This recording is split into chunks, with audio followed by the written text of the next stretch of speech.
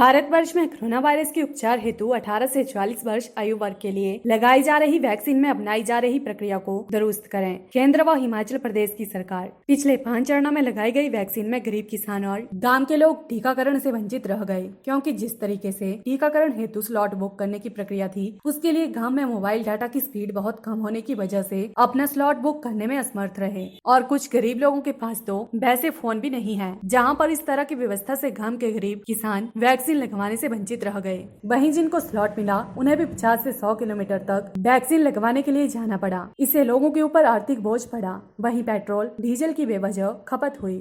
जिला किसान कांग्रेस के अध्यक्ष अजय शर्मा ने केंद्र व प्रदेश की सरकार से आग्रह किया है कि प्रदेश के लोगों को एक बार ही वैक्सीन की रजिस्ट्रेशन करते वक्त स्टेशन का चयन हो जाना चाहिए और जब भी उसकी बारी आती है, उसे मैसेज के द्वारा वैक्सीन की डेट व टाइम पर सूचित किया जाना चाहिए। इससे जहां लोगों पर आर्थिक बोझ भी नहीं पड़ेगा और समय की बचत भी होगी और गरीब मजदूर और गांव के किसान को भी अपने ही स्थान पर वैक्सीन लेने के लिए आसानी होगी।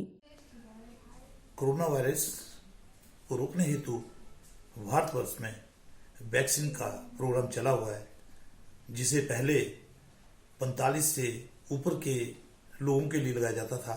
उसमें एक कहीं ना कहीं सही तरीका था कि जाएं और वैक्सीन लगवाएं, लेकिन उसके उपरांत भारतवर्ष में और हिमाचल प्रदेश में 18 से 44 वर्ष के लोगों के लिए जो वैक्सीन का तरीका अपनाया गया, जिसमें पहले रजिस्ट्रेशन करना, उसके बाद स्लॉट बुक करना, ये कहीं ना कहीं आम लोगों के लिए, गांव के किसान के लिए, मजदूर के लिए ये बुक करना बहुत ही टफ हो गया।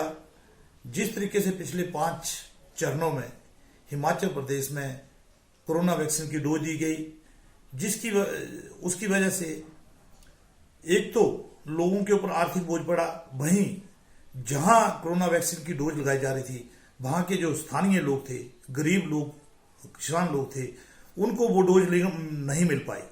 क्यों? क्योंकि स्लॉट बुक करना एक बहुत ही टेढ़ी खीर था। सबसे बड़ी बात, स्लॉट बुक करने के लिए आदमी को परिपक्व होना चाहिए कंप्यूटर और मोबाइल के ऊपर। दूसरा, मोबाइल डाटा का हाई स्पीड होना भी बहुत जरूरी है। हमने देखा कि पिछले समय में लोगों ने 100-100 किलोमीटर दूर जाकर कोरोना वैक्सीन की डोज दी और जहां वो डोज लग रही थी, वहां के लोगों को वो देखते ही रह जा रहे थे, और जिससे आर्थिक बोझ पड़ा लोगों के ऊपर। दूसरा, पेट्रोल और डीजल की भी मुफ्त में खपत हुई।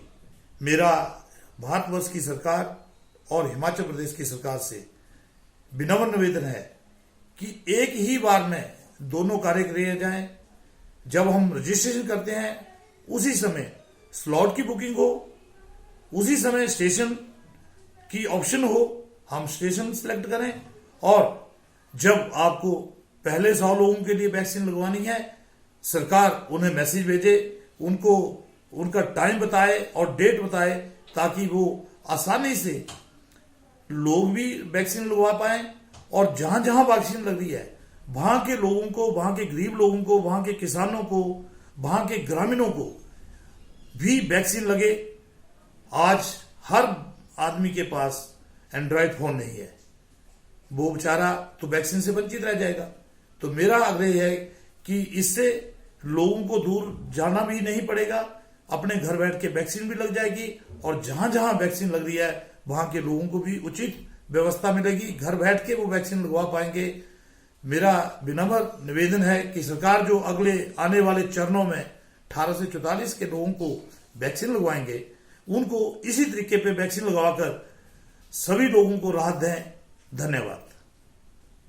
PLTV के लिए हमीरपुर से ब्यूरो रिपोर्ट।